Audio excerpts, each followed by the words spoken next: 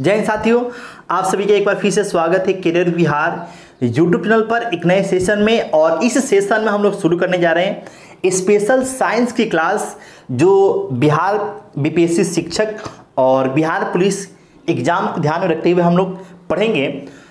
आपको हम बताते चले कि कंप्लीट आपको पढ़ाएंगे। कंप्लीट का मतलब कंप्लीट। और ये सीरीज आपको शुरू हो रहा है सबसे पहले फिजिक्स से। तो फिजिक्स में पूरे कंप्लीट पढ़ने के बाद हम लोग केमिस्ट्री पर आएंगे। केमिस्ट्री के बाद से आपको फिर बायो पर आएंगे। तो चलिए इस अंदाज से सेशन को शुरू किया जाए। सबसे पहले हम लोग चैप्टर पढ़ेंगे यूनिट एंड मेजरमेंट, मात्रक एवं मापन। देखिए ये पूरे फिजिक्स में बेसिक सा चैप्टर है और जब तक फिजिक्स चलेगा तब तक इस चैप्टर का यूज होगा। इस चैप्टर में ऐसे चीज़ें हैं जो आपको रटनी पड़ेंगी। फिलहाल आपको जो है कुछ चीज़ें ऐसी हैं जो आपको एकदम याद रखना पड़ेगा। और जैसे जैसे आपका आगे चलते जाएगा क्लास, वैसे वैसे जो टॉपिक्स आएंगे वहाँ पर जब आप टॉपिक को अच्छे से समझिएगा, टॉपिक्स को अच्छे से आप पढ़ेंगे तो वहाँ पर जो भी आपके मन में डाउट होगा वो सारे के सारे डाउट क्लियर होते चले जाएंगे। तो फिलहाल हम लोग स्टार्ट करने जा रहे हैं यूनिट एंड मेजरमेंट, मात्रक एवं मापन, जो हर एक कॉम्पिटिटिव एग्जाम जिसमें साइंस से प्रश्न पूछे जाते हैं, फिजिक्स से प्रश्न पूछे जाते हैं, सबके लिए इंपॉर्टेंट है। और ये बड़ा सा बेसिक चैप्टर है, बहुत ही बेसिक चैप्टर है। तो आपको हम फिर से बता दें कि इसमें बहुत सारी चीज़ें ऐसी हैं जो आपको फिलहाल रटना पड़ेगा, लेकिन जैसे जैसे आप आगे बढ़ते चले जाएंगे वैसे वैसे जो भी डाउट हैं आपको क्लियर होते चले जाएंगे। ठीक है, तो चलिए सबसे पहले हम लोग इसको शुरू करते हैं। और शुरू में ही आपको सबसे पहले आपको समझना पड़ेगा भौतिक राशियां। भौतिक राशियां क्या होती हैं, जिसको आप बोलते हैं फिजिकल क्वांटिटी। फिजिकल क्वांटिटी जिसे आप बोलते हैं, ये क्या होती हैं। ठीक है, तो फिजिकल क्वांटिटी का मतलब होता है कि वैसी राशियां जिनका मापन किया जा सके, वैसी राशियां जिनका आप मापन कर सकते हैं या फिर किया जा सकता है, उन्हें क्या बोलते हैं हम लोग, भौतिक राशियां बोलते हैं, फिजिकल क्वांटिटी कहते हैं। क्लियर। जिस भी हम लोग राशि को मेजर कर सकते हैं, माप सकते हैं, उसी को फिजिक्स में क्या कहा गया है, भौतिक राशि कहा गया है। ठीक है, अब इसको आप एग्जांपल से समझिए। जैसे हम बोलते हैं ना लंबाई, तो लंबाई को हम मेजर कर सकते हैं। ठीक है, लंबाई को मेजर कर सकते हैं। तो पूरे फिजिक्स में आप लंबाई को तो पढ़ेंगे। द्रव्यमान बोलते हैं, द्रव्यमान को आप मेजर कर सकते हैं। बल बोलते हैं, बल को मेजर कर सकते हैं। तो फिजिक्स में इनको तो आप पढ़ेंगे, लेकिन कभी भी आप जब फिजिक्स पढ़ेंगे ना तो उसमें कुर्सी टेबल की बात नहीं आएगी।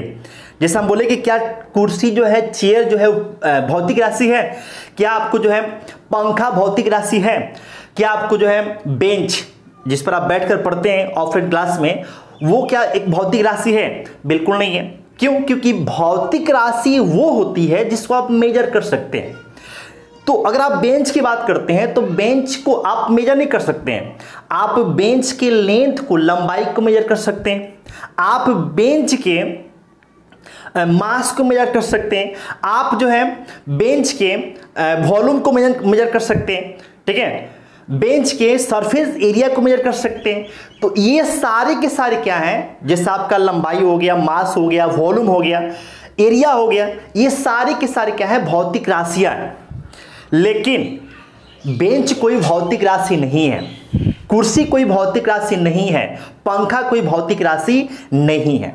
तो उम्मीद है कि आप इस बात को समझ पाए होंगे कि भौतिक राशि का मतलब क्या होता है कि जिसका मेजरमेंट कर सकते हैं, जिनका मापन किया जा सकता है, उसी को क्या बोलते हैं हम लोग, भौतिक राशि कहते हैं। क्लियर। एग्जाम्पल के तौर पे आप समझ लीजिए। एग्जाम्पल में जैसे आपका लंबाई हो गया, लंबाई भौतिक राशि हो गया। इसी प्रकार से द्रव्यमान हो गया, द्रव्यमान क्या है, भौतिक राशि है। समय हो गया, समय क्या है, भौतिक राशि है। बल हो गया, बल क्या है, भौतिक राशि है। संवेग हो गया, संवेग क्या है, भौतिक राशि है। चाल हो गया, चाल क्या है, भौतिक राशि है। दाब हो गया, दाब क्या है, भौतिक राशि है। ठीक है, तो ये ऐसी राशियां हैं जिनका आप मेजरमेंट कर सकते हैं, जिनका मापन किया जा सकता है। ठीक है, इसी तरीके से आपको जो है त्वरण का आपने नाम सुना होगा। तो ये सारे के सारे क्या है, इनका आपको मेजरमेंट आप कर सकते हैं, तो ये भौतिक राशियां कहलाएंगे। क्लियर। अब देखिए भौतिक राशियों को जो है तीन भागों में बांटा गया है। भौतिक राशियों को तीन वर्गों में विभाजित किया गया है, तीन भागों में बांटा गया है।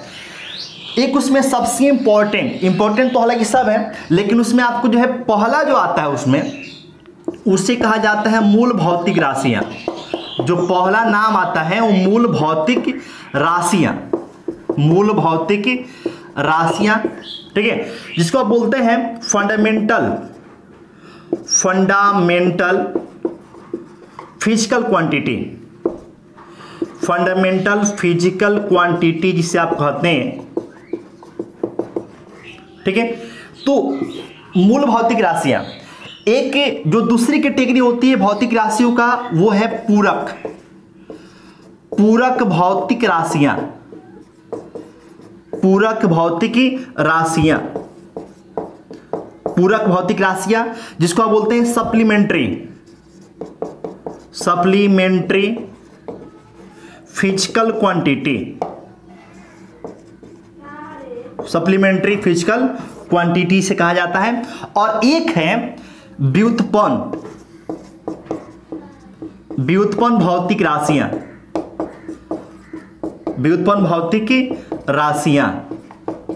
ठीक है। इंग्लिश में से कहा जाता है डेराइव्ड फिजिकल क्वांटिटी कहा जाता है, ठीक है। अब देखिए जो मूल भौतिक राशियां होती हैं उनकी पहचान क्या है, या फिर मूल भौतिक राशियां किन्हें कहते हैं। तो मूल भौतिक राशियों के बारे में आप इतना ध्यान रखिएगा कि वैसी भौतिक राशियां जो स्वतंत्र होती हैं वो किसी दूसरे पर निर्भर नहीं करती। वैसी भौतिक राशियां जो स्वतंत्र होती हैं, जो किसी दूसरे पर निर्भर नहीं करती, उसी को कहा जाता है मूल भौतिक राशियां। और इनकी जो संख्या है ना लिमिटेड है, इनकी जो संख्या है मात्र 7 है। इनकी संख्या कितनी है? मात्र 7 है। तो वैसी भौतिक राशियां जो क्या होती हैं, जो स्वतंत्र होती हैं, उन्हें क्या बोलते हैं हम लोग? मूल भौतिक राशियां बोलते हैं। इनकी संख्या कितनी है? मात्र 7।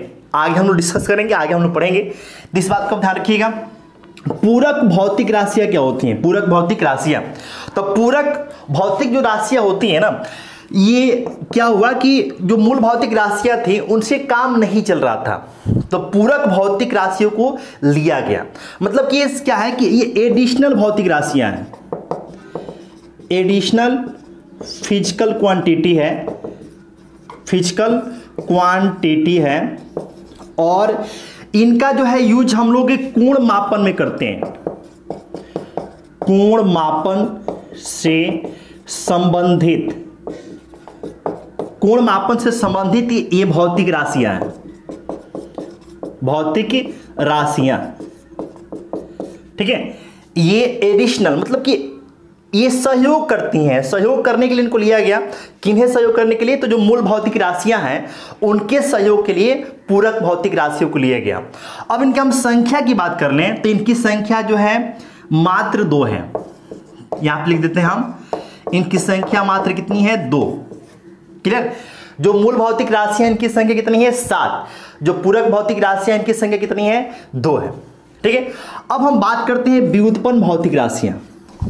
तो जो व्युत्पन्न भौतिक राशियां होती हैं ये स्वतंत्र राशियां नहीं होती है, ये निर्भर करती हैं किन पर? तो जो मूल भौतिक राशियां हैं और जो पूरक भौतिक राशियां हैं इन पर। या फिर आप बोल सकते हैं ऐसे कि मूल भौतिक राशियों और पूरक भौतिक राशियों के सहयोग से, पूरक भौतिक राशियों के सहयोग से जो राशियां बनती हैं उन्हीं को हम लोग क्या बोलते हैं? के सहयोग से, ठीक है। सहयोग से जो भौतिक राशियां बनती हैं उन्हीं को क्या बोलते हैं? तो व्युत्पन्न भौतिक राशियां कहते हैं। अब इनकी हम संख्या की बात कर लें तो इनकी जो संख्या है वो अनंत है, अनंत। इनकी संख्या कितनी है? अनंत है, अनंत। बहुत सारी भौतिक राशियां हैं जो व्युत्पन्न भौतिक राशियां कहलाती हैं, ठीक है। तो एक बार फिर से समझ लीजिए कि मूल भौतिक जो राशियां हैं वो क्या होती हैं? स्वतंत्र होती हैं, किसी दूसरे पर निर्भर नहीं करती हैं। इनकी संख्या कितनी है? मात्र 7 है। जो पूरक भौतिक राशियां हैं वो कोण से संबंधित हैं, और ये बेसिकली इनको लिया गया मूल भौतिक राशियों को सपोर्ट करने के लिए, ठीक है, और इनकी संख्या कितनी है, 2 है।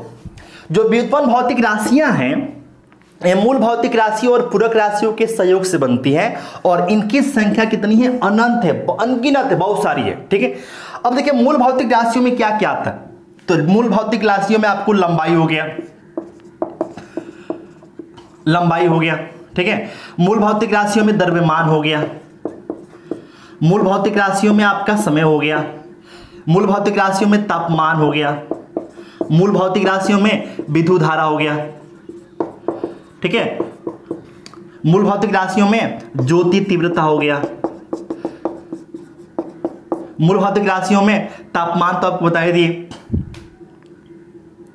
पदार्थ की मात्रा हो गया, पदार्थ की मात्रा हो गया। तो यही जो गिने चुने आपको जो है भौतिक राशियां हैं, लंबाई, द्रव्यमान, समय, तापमान, विद्युत धारा, ज्योति तीव्रता, पदार्थ की मात्रा, इन्हीं को कहा गया है मूल भौतिक राशियां, क्योंकि स्वतंत्र होते हैं। इसे लंबाई को मेजर करना है, तो लंबाई को मेजर करने के लिए क्या हमें अन्य किसी चीज की रिक्वायरमेंट है, नहीं। वो लंबाई को मेजर करना है तो बस आप स्वतंत्र है, वो आप मेजर कर सकते हैं, कोई उसमें दिक्कत वाली बात नहीं है, किसी दूसरे पर डिपेंड नहीं है। समय की बात करनी है, समय को हम मेजर करना है, तो क्या समय किसी अन्य चीज पर डिपेंड है, वो स्वतंत्र है, तो समय क्या हो गया, तो मूल भौतिक राशि हो गया। लेकिन अगर हम व्युत्पन्न राशि की बात कर लें तो व्युत्पन्न राशि है, जैसे आपसे हम बोलते हैं बल, तो जो बल होता है ना, बल जिसको आप एफ से सूचित करते हैं, तो एफ बराबर क्या होता है, एम इंटू एम। ए बराबर क्या होता है, एम ए, आपने पढ़ा होगा बल का व्यंजक ए बराबर के में, तो एम ए आपने पढ़ा होगा। तो ए बराबर द्रव्यमान गुणे क्या हो गया, त्वरण। एफ बराबर द्रव्यमान गुणे क्या हुआ, त्वरण। तो द्रव्यमान और त्वरण पर डिपेंड है कौन, फोर्स। इस वजह से एफ जो है आपको व्युत्पन्न राशि है। तो जो व्युत्पन्न राशियां होती हैं वो किसी दूसरे राशि पर डिपेंड होती है, वो किसी न किसी राशि पर डिपेंड होगी, वो स्वतंत्र नहीं होगा। लेकिन ये जो राशियां हैं अभी जो आपको हमने लिखे यहाँ पे, लंबाई, द्रव्यमान, समय, तापमान, विद्युत धारा, ज्योति तीव्रता, पदार्थ की मात्रा, ये स्वतंत्र हैं, ये किसी भी अन्य राशि पर डिपेंड नहीं करती हैं। ठीक है, इसी तरीके से आपने जो है आपने चाल देखा होगा, चाल, तो चाल बराबर क्या होता है, दूरी बटा समय। तो चाल किस पर डिपेंड है, दूरी पर और समय पे। ठीक है, इसी तरीके से आपने जो है त्वरण देखा होगा। त्वरण के बारे में जानते हैं आप कि त्वरण है कि वेग में परिवर्तन की दर को क्या बोलते हैं, त्वरण बोलते हैं। तो जो वेग में परिवर्तन होगा वो भी तो वेग ही ना होगा, यानी कि वेग में परिवर्तन यानी कि वेग। ठीक है, तो त्वरण का मतलब क्या हो गया, वेग बटा समय, वेग बटा क्या हुआ, समय हुआ।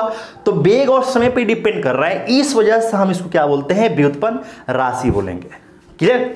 अब देखिए जो पूरक राशियां हैं ये बेसिकली कोण मापन से संबंधित है और इनकी संख्या 2 ही है। कौन कौन सी है, तो एक तो आपका इधर नीचे हम नहीं लिख रहे हैं क्योंकि इधर थोड़ा सा दिक्कत है, आपको दिखेगा नहीं। एक तो आपका होता है समतल कोण जिसको बोलते हैं प्लेन एंगल, और एक होता है ठोस कोण, ठीक है। तो समतल कोण जो बेसिकली होता है ना, वो 2D फिगर्स के एंगल को मेजर करने के लिए, मतलब कि समतल जो फिगर्स होते हैं, जो 2D फिगर्स होते हैं, वो चाहे आपका वृत्त हो गया, ट्रायंगल हो गया, क्वाड्रिलेटरल हो गए, चतुर्भुज हो गए, इनके एंगल को मापने के लिए समतल कोण का यूज किया जाता है, समतल कोण का यूज किया जाता है। ठोस कोण जो होते हैं, ठोस कोण का मतलब होता है कि जो 3D फिगर्स होते हैं उनके एंगल को हम क्या बोलते हैं, ठोस कोण बोलते हैं। और समतल कोण का मतलब जो 2D फिगर्स होते हैं, जैसे आपका त्रिभुज, चतुर्भुज, वृत्त, तो इनके एंगल को हम लोग क्या बोलते हैं, तो समतल कोण बोलेंगे। ठीक है, तो समतल कोण का जो मात्रक होता है ना, वो होता है रेडियन। समतल कोण का मात्रक क्या होता है, रेडियन होता है, रेडियन। और जो ठोस कोण होता है इसका मात्रक होता है स्टेरेडियन, यानी कि जो 3D फिगर्स हैं इनके एंगल को हम लोग मापते हैं स्टेरेडियन में, और जो 2D फिगर्स हैं वो चाहे त्रिभुज, चतुर्भुज, वृत्त, उनके एंगल को हम लोग किसमें मापेंगे, रेडियन मापेंगे। ठीक है, आगे होता क्या है आगे आपको डिस्कस करेंगे। उम्मीद है कि आप इस बात को समझ पाए होंगे। अगर आप स्क्रीनशॉट लेना चाहें तो आप स्क्रीनशॉट ले लीजिए।